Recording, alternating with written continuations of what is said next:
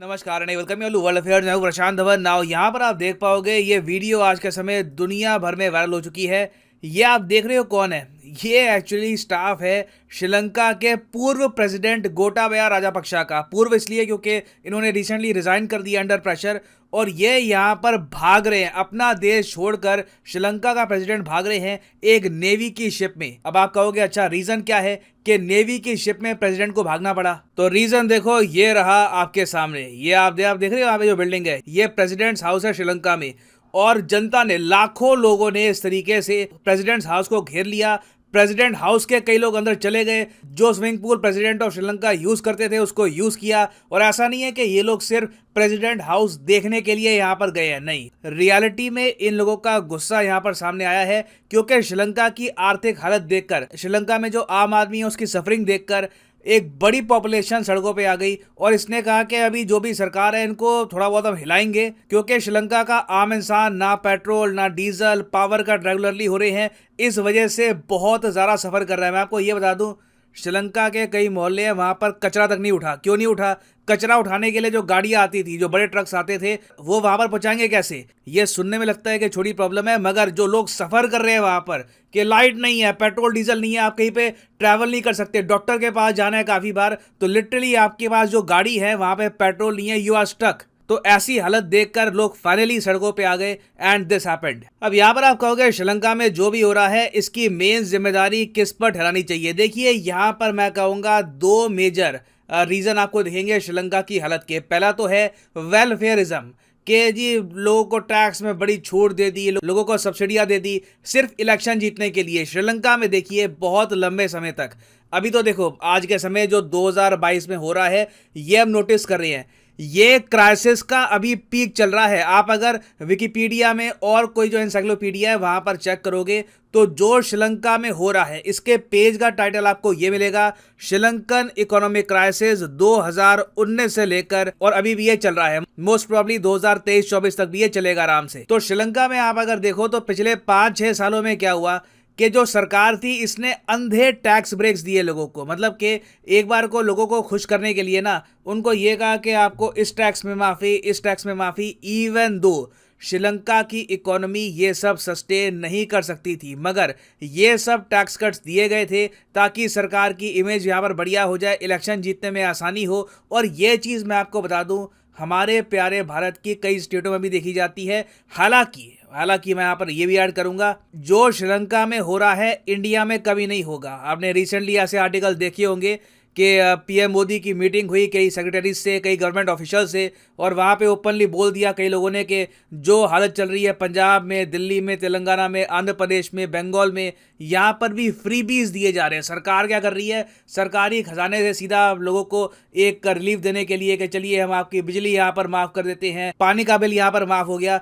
तो ये सारी जो फ्रीबीज है जो सरकारें दे रही है, इसकी वजह से जो स्टेट गवर्नमेंट है, जो यूटी है, इनमें प्रॉब्लम्स आ रही है। मगर देखो इंडिया में क्या है, आप जानते हैं, मैं जानता हूँ, कल को अगर मान लो किसी भी स्टेट में अगर जो स्टेट गवर्नमेंट है ये बहुत ज़्यादा दिक्कत में आ गई तो केंद्र सरकार बीच में आ जाएगी, प्रेसिडेंट्स रूल लग जाएगा, और जैसे भी करके हम जो भी उनके डेट है उनको संभाल लेंगे। इंडिया में केंद्र सरकार इतनी मजबूत है कि एक बार को स्टेट गवर्नमेंट ये सब कर सकती है। मगर मैं फिर भी ये कहूँगा कि ये हेल्दी नहीं है, क्योंकि देखो जो आज के समय स्टेट में हो रहा है, कल को कोई बड़ी बात नहीं है, आज से कई सालों बाद कोई नेता आ जाए वो सेंटर के लेवल पर बोले कि जी मैं सेंटर के लेवल से आपको दूंगा फ्रीबी, सब्सिडियां दूंगा, जो चाहिए आपको लो, टैक्स कट चाहिए टैक्स कट लो, सिर्फ इलेक्शन जीतने के लिए। फिर मैं आपको बता रहा हूं कि हमारा कंट्री भी आ सकता है प्रॉब्लम में। तो एक तो बड़ा रीजन श्रीलंका की हालत का है, उल्टी सीधी सब्सिडियां, टैक्स में छूट, बेसिकली लोगों को पुचकारने की कोशिश की जा रही थी अपनी इकोनॉमी से खेलकर, उसकी वजह से श्रीलंका को काफी लॉस हुआ है। दूसरा यहाँ पर बड़ा रीजन जो हम बिल्कुल भी इग्नोर नहीं कर सकते, ये है चाइना की डेट ट्रैप डिप्लोमेसी। आज से 5-6 साल पहले आपको याद होगा कि चाइना ने अग्रेसिवली एंगेज करना स्टार्ट कर दिया था पाकिस्तान और श्रीलंका में। पाकिस्तान को यह वादा किया गया कि अभी आप सीपैक बनाइए, अभी सीपैक बस आधा ही बनेगा ना, उसमें ही आप देखोगे इतनी इकोनॉमिक प्रॉस्पेरिटी होगी, आपके यहाँ जो जमीनों के रेट है डबल ट्रिपल हो जाएंगे। पाकिस्तान को काफी सपने दिखाए गए थे, रियलिटी में कुछ नहीं हुआ। पाकिस्तान की आर्थिक हालत बहुत ज़्यादा बदतर हो गई। श्रीलंका के साथ भी आप अगर देखो तो हम्बनटोटा पोर्ट, कोलंबो में पोर्ट बहुत तरीके से चाइना ने उधार दिया श्रीलंका को कि खर्चो ये पैसा, ग्रो करो। दोनों देशों को उम्मीद थी कि बहुत ग्रो करेंगे, मगर दोनों देश बुरी तरीके से डेट ट्रैप डिप्लोमेसी में फंस चुके हैं। और अब इंटरेस्टिंग बात मैं यहाँ पर यह देख रहा हूं, जब दुनिया भर में कई जियोपॉलिटिकल थिंकर, कई थिंक टैंक ओपनली कह रहे हैं कि चाइना की जो डेट ट्रैप डिप्लोमेसी है, इसने एक मेजर रोल प्ले किया है श्रीलंका के इकोनॉमिक क्राइसिस में। चाइना अब कह रहा है देखो, श्रीलंका में जो भी हो रहा है ये इनके सेल्फ इन्फ्लिक्टेड वुंड्स हैं, ये चोटें इन्होंने खुद दी है। श्रीलंका के लोगों ने, इनकी सरकार ने ये चोटें खुद अपने पे लगाई हैं। श्रीलंका की जो बैंकरप्सी है वो चाइना के लोन की वजह से नहीं हुई। अब कितनी अजीब बात है, कितनी जरा अजीब बात है। ऐसे मुश्किल समय में जब श्रीलंका के लोग सफ़र कर रहे हैं, इनकी गवर्नमेंट कंट्रोल नहीं कर पा रही कंट्री को, चाइना का सरकारी मीडिया, ये CGTN चाइना का सरकारी मीडिया है, ये कहता है कि श्रीलंका में जो हो रहा है इसकी जिम्मेदारी ये लोग खुद ही उठाएंगे, हम पे यहाँ पर उंगली मत उठाओ कि हमारी वजह से ये सब हुआ है। मगर मैं कहूँगा चाइना का एक बड़ा रोल है। इवन दो यहाँ पे आप आर्ग्यूमेंट कर सकते हैं क्या चाइना ने श्रीलंका पे प्रेशर डाला कि अभी के अभी मेरा लोन वापस करो, ऐसा तो कुछ हुआ नहीं है। देखो हुआ नहीं है, मगर जिस आसानी से श्रीलंका को लोन मिले थे चाइना से, मैं ये कहूँगा इनकी सरकार में जो बहुत सारे एडमिनिस्ट्रेटर्स थे इनका दिमाग खराब हो गया था। एक बार को क्या है कि श्रीलंका, पाकिस्तान में सरकार, आम आदमी, ब्यूरोक्रेट सब ये मान के बैठ गए थे कि चाइना कोई अलादीन का चिराग है, उसको बस रब करना है और जितने का लोन आपको चाहिए लोन आपको मिलता रहेगा, कोई रुकावट नहीं आएगी। तो एक बहुत ही लंबे समय तक आप कह लीजिए चाइना एक ब्लैंक चेकबुक लेके घूम रहा था और इन्होंने बहुत से लोन बांटे श्रीलंका और पाकिस्तान में। अब यहाँ पर आप सोच कर देखिए, जो चाइना इर्रेस्पॉन्सिबली कर रहा था, क्या वर्ल्ड बैंक ऐसा करता है? क्या IMF करता है ऐसा? जो रिस्पॉन्सिबल संगठन होते हैं क्या ये ऐसा करते हैं? नहीं करते। वो एक बार को श्रीलंका को कह देंगे कि देखिए आपकी इकोनॉमी को देखते हुए, आपके और इश्यूज को देखते हुए हम आपको अभी बहुत ही लिमिटेड अमाउंट का लोन दे सकते हैं, हम आपको 10 बिलियन 15 बिलियन के लोन आपको नहीं देंगे क्योंकि आप सस्टेन नहीं कर पाओगे। उनको पता है कि एक इकोनॉमी को इतना आप अगर उधार दे दो तो वहां पे उनका जो पूरा बजट है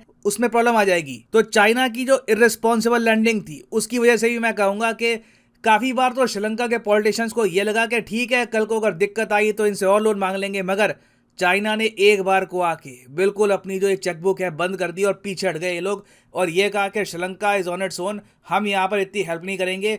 आज के समय आप अगर देखो तो इंडिया हेल्प कर रहा है श्रीलंका की बढ़ चढ़ के। हमने अराउंड $3 बिलियन का रिलीफ दिया है इनको लाइन ऑफ क्रेडिट के रूप में, और भी इन द फ्यूचर हम हेल्प करेंगे मेडिसिन बेचकर, फ्यूल बेचकर। बट क्लियरली आप देख पा रहे हैं where it matters the most, India is helping Sri Lanka. और चाइना देखिए एक तरफ तो ये कह रहा है कि देखो हमको ब्लेम आप मत करिए, श्रीलंकन्स आर टू ब्लेम, उनकी जिम्मेदारी है उनके साथ जो हो रहा है। साथ ही साथ चाइना ने एक और प्रोसेस स्टार्ट कर दिया है कि जो हजारों चाइनीज नेशनल्स जिन्होंने श्रीलंका में जमीनें परचेज कर ली थी, ये लोग यहाँ पर फ्लैट्स, प्रोजेक्ट्स, बहुत कुछ बिल्ड करने वाले थे, चाइना ने इमीडिएटली अपने नागरिकों को यह कह दिया है कि जनता सड़कों पे आ चुकी है, जनता को कुछ हद तक पता भी है कि हमने क्या किया है, तो अगर कोई चाइनीज नेशनल मिल गया तो कोई बड़ी बात नहीं है, उसको वहीं पर ये लोग धर लेंगे। तो चाइना ने अभी के लिए प्रोसेस स्टार्ट कर दिया है अपने सिटीजन्स को श्रीलंका से बाहर निकालने का। और आप अब सोच कर देखिए तो साउथ एशिया में अब 2 कंट्रीज हैं जहां पर चाइना के लोगों पर बहुत बड़ा थ्रेट है, और ये बात बांग्लादेश की मीडिया के आर्टिकल्स में लिखी जा रही है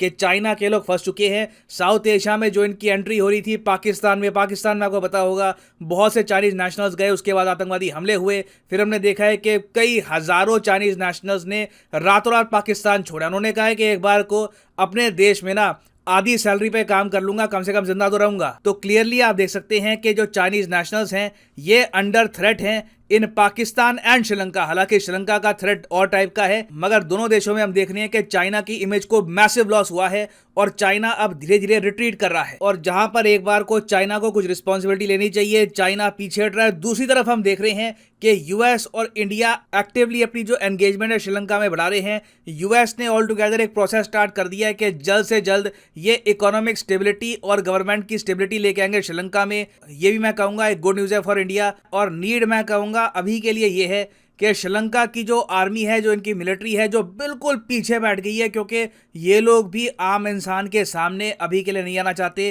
कहीं ना कहीं इनको कंट्री पर कंट्रोल वापस प्राप्त करना होगा, नहीं तो जो इमेजेस निकल के आ रही है श्रीलंका से, the country is slowly going out of control. कोई बड़ी बात नहीं है कि यहाँ पर सिविल वॉर हो जाए या फिर कोई एथनिक टेंशन हो सकती है, क्योंकि एक बार जब अराजकता फैल जाए उसके बाद कुछ भी हो सकता है कंट्री में। तो अभी एक बहुत ज्यादा मैं कहूंगा एक नाजुक मोड़ पे है Sri Lanka, and I hope this country survives. और फाइनली यहाँ पर मैं ये भी ऐड कर दूं कि लाइफ में अगर आप एक बार प्रॉपरली यूपीएससी एग्जाम की तैयारी करना चाहते हैं, किसी भी एग्जाम की तैयारी करना चाहते हैं, चाहे आईआईटी हो, बैंक हो, तो सिंपली जाइए कमेंट सेक्शन में। कमेंट सेक्शन में आपको मिलेगी ये पिंड कमेंट और यहाँ पे आप परचेज कर सकते हैं the course of your choice. For example let's say आप प्रिपेयर कर रहे हैं फॉर यूपीएससी, क्लिक करिए यूपीएससी पर और यहाँ पे आपके सामने खुल जाएगा ये पेज और यहाँ पे आप परचेज कर पाएंगे UPSC course for 36 month as well. अगर मान लीजिए आप एक कॉलेज स्टूडेंट हैं, अभी आपके पास टाइम है 2-3 साल का आराम से यूपीएससी की प्रिपरेशन करनी है, तो 36 महीने का जो कोर्स है ये भी आप कर सकते हैं परचेज। मगर जो प्राइसेस यहाँ पर लिखे हैं ये पे करने की जरूरत नहीं है, सिंपली यहाँ पर कोड यूज करिए PD10 and the prices will start falling. So use the code PD10 and save money. So इसी नोट के साथ ये है वीडियो का अंत। Thank you for listening and as always God bless you all.